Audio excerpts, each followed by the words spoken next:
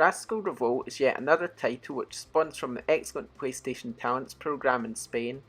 We've already seen the likes of Deoland, Timothy vs Aliens, and Flynn and Freckles, and now thanks to Seamantis Games we have another indie title which is well worth your attention.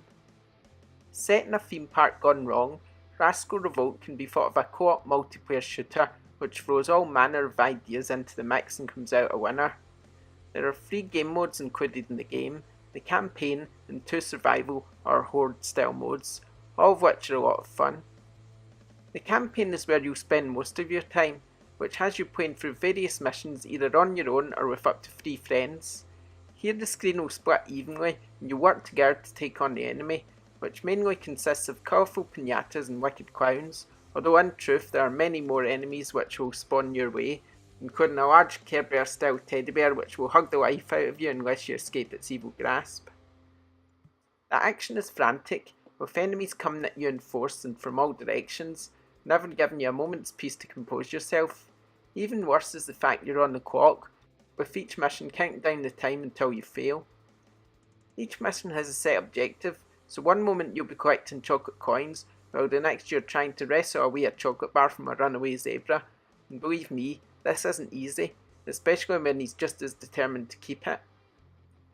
Playing in co-op definitely adds a lot more value to Rascal Revolt, especially since you can combine forces to unleash a more powerful attack.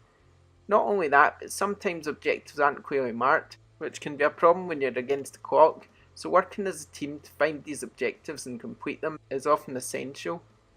I have to admit to not always getting on with the fact objectives aren't marked. For instance, in one mission type you'll have to collect candy canes and return them to your base, and while the location of the candy canes is clear, you aren't told where your base is, so you'll have to search around to find it, which can be a frustrating experience, although once you do find the base, it makes for a mad rush to the finish line. There is a tactical element included since you can choose from 4 different characters, each of which has a different ability. Axel for instance is the speedy one, while Billy can spawn sweets to replenish health. There's also JM and Maki Shan, each of whom adds their own special touch. I wouldn't say it's essential, but if you do manage to play with all 4 players, then it's worth at least having a healer around. As mentioned, there are various game types, each of which will fail should you not complete them by the time the clock runs down. However, should you manage to at least complete 3 of them, then this will allow you to face up to the end boss known as Flario, a large dragon who is pretty difficult to beat. Even worse, here you only have 1 life and no respawn, so once again you'll need to all work together to defeat him. Survival mode is as it sounds. You'll face 21 waves, each of which will get increasingly difficult as the waves progress.